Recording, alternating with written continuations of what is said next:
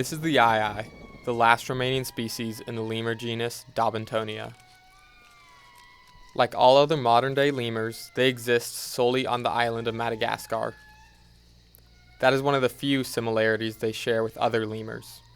Their natural history is steeped in oddities, marvels, and horror.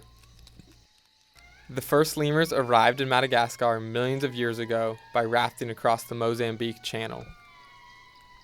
Madagascar served as a safe haven as their mainland relatives all went extinct. Until recently, scientists believed there was only one rafting event for one common lemur ancestor, but a recent finding has shown Daubentonia is the exception. Millions of years ago, in what is now Kenya, an ancient ancestor of iis would fossilize and confuse scientists for decades. Dating of this fossil determined that Daubentonia's ancestors likely crossed the Mozambique Channel in a separate rafting event from the other lemurs.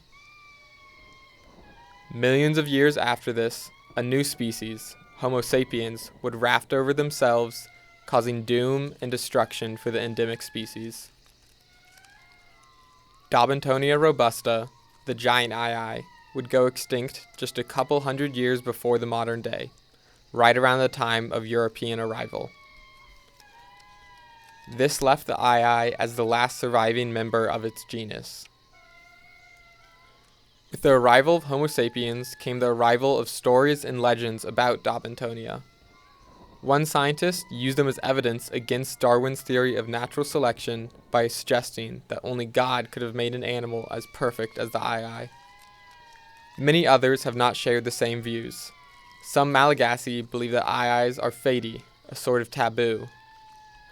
Some believe that if iis point at you with their long finger that you become cursed, and the only way to rid yourself of this curse is to kill the ii. Some, however, do revere them as mystical creatures not to be disturbed.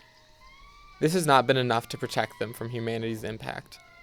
Madagascar had a tumultuous period of colonization, leaving it as one of the poorest nations today. This makes it ripe for the exploitation of foreign powers and often forces Malagasy to choose between their own survival or the survival of the wildlife. The ii is nearing the fate of all of its predecessors, which would mean the end for Daubentonia.